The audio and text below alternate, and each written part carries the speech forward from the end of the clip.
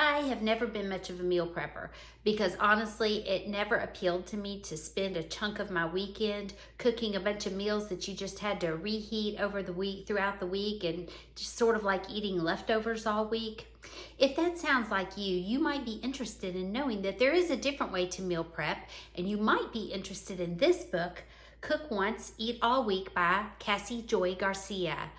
I actually will be giving this cookbook away to one of my viewers, and if you are interested in receiving it, just let me know, watch the video, and let me know at the end in the comment section that you would like to receive it, and I will give it to one of my viewers, mail it to them sometime this week.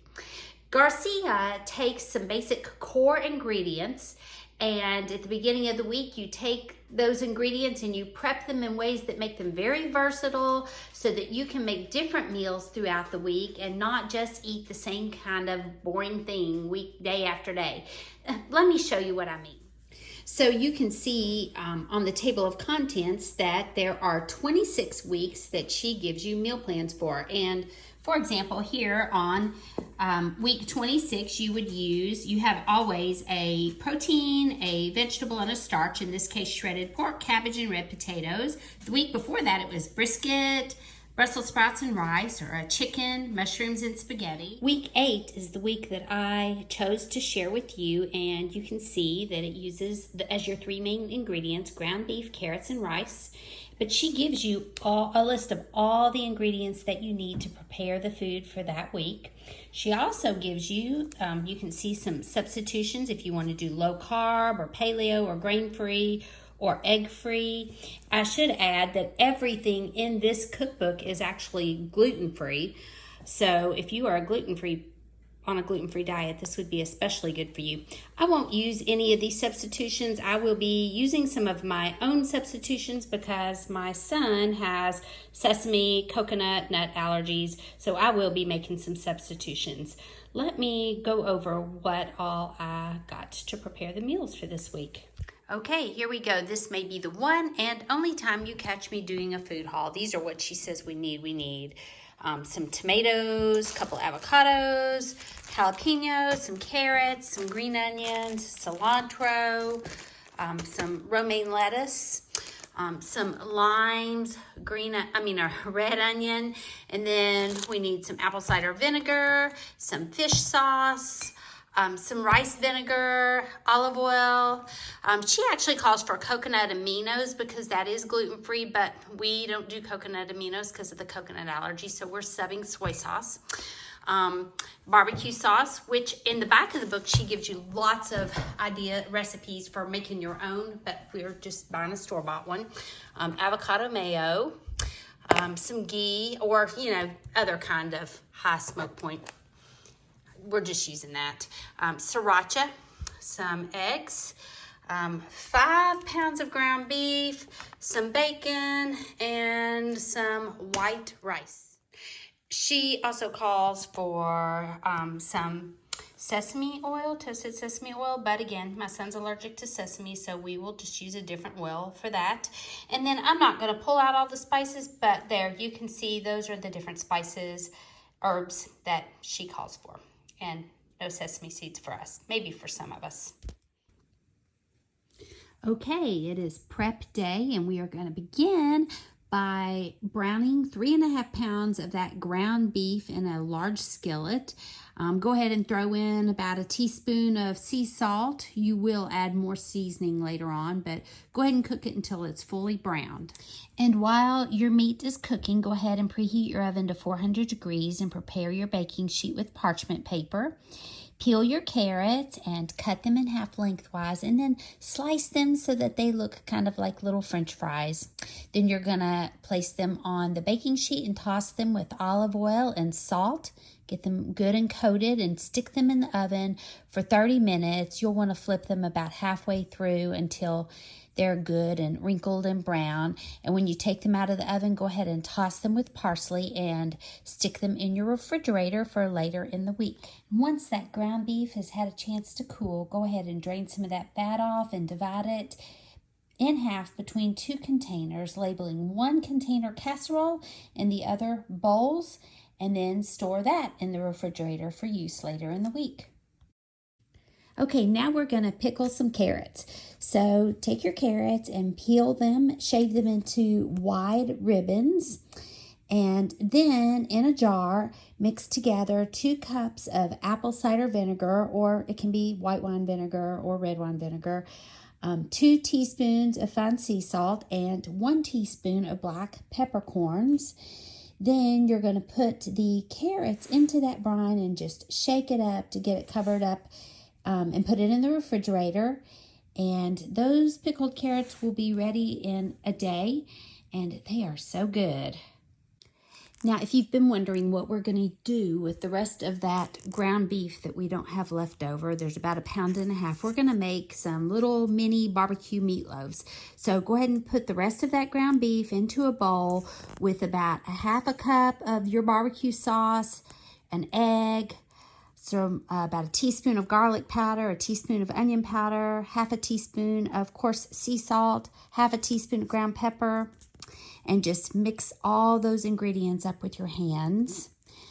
Then you're going to, on a lined baking sheet, put the little mixture into meatloaves, form it into little meatloaves. It should make 4 meatloaves. Put them on the pan and brush the tops of those loaves with the rest of your barbecue sauce. It's about 1/4 cup. And then top each loaf with a couple of strips of bacon. And then you're going to cover that up with plastic wrap and just save that whole thing for later in the week.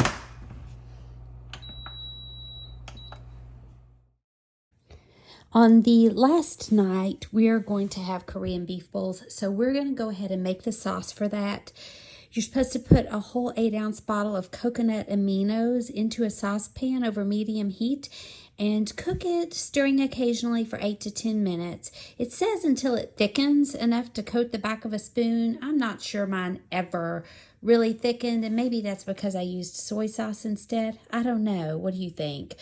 But once that's finished, go ahead and remove it from the heat and add the remainder of your ingredients. That would be 1 tablespoon of unseasoned rice wine vinegar, 2 teaspoons of toasted sesame oil, 1/2 teaspoon of fish sauce, 1/2 teaspoon of garlic powder, 1/2 teaspoon of ginger powder, and 1/4 teaspoon of red pepper flakes. Then you just mix all of that up and put it in the refrigerator for later on. So now we're going to make some sriracha mayo.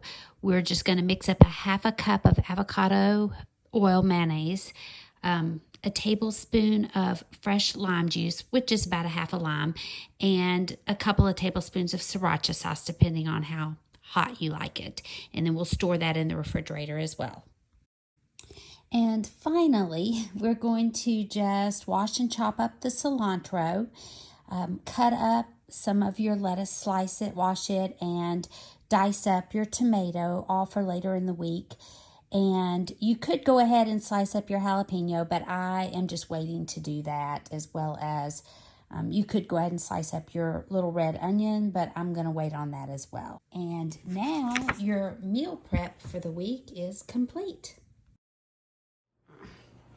Okay, so we are now ready to try out our recipes that we meal prepped, and let me show you what we're having. So here are the little meatloaves that we meal prepped, and I'm going to just take the plastic off. I have preheated the oven to 350 degrees, and they are just going to go in the oven. So yes, the little meatloaves go in for 20 minutes, and then we're going to add the carrot fries. So I'm going to put those onto a baking sheet.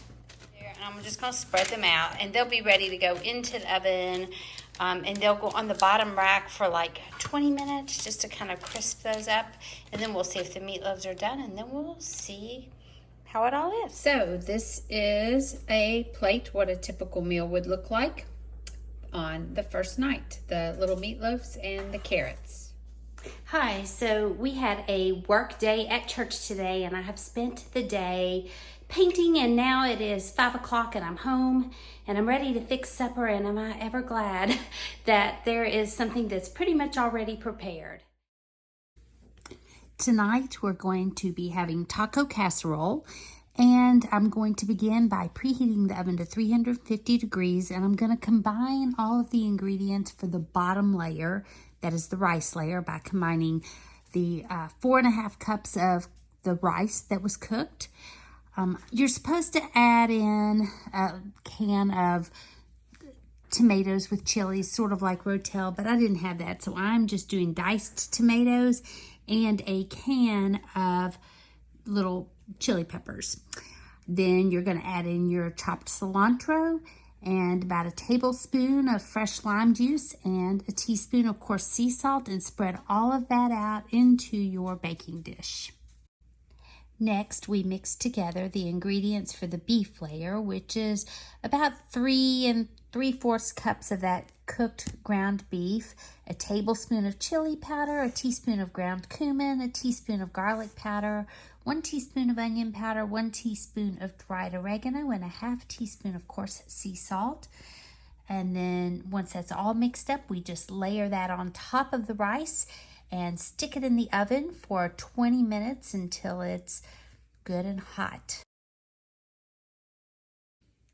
While that's in the oven, go ahead and thinly slice your red onion and slice your jalapeno pepper and chop up your avocado and pull out your romaine lettuce and your diced tomato.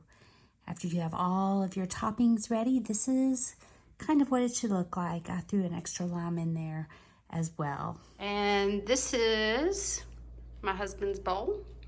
The meat and rice is underneath of it. Does it look good to you? Looks good. Okay, today was a busy day at work, and if you are at all like me, you will be glad to come home and have a dinner that is pretty much already prepared, and you just have to do a few little oddman things to finish it up and get it on the table. Let me show you what we're having tonight.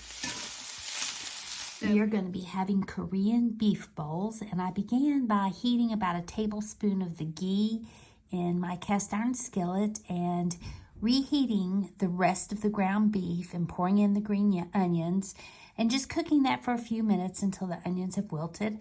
And then I poured that Korean sauce over the mixture and cooked it a little bit longer until it was all warmed through. So there's that. Meanwhile, back here, I am reheating that rice. You could do this in the microwave, but I just prefer to do it this way, more like fried rice, I guess, since they are Korean beef bowls. All right, so I melted some ghee in there, but any kind of oil would be fine. And then we're going to just cook a couple of eggs.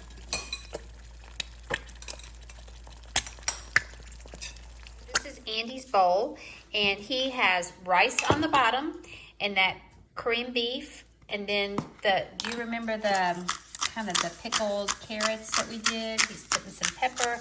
We put those eggs on top, some of the green onions that were left over, and the sriracha mayo, and that looks pretty good.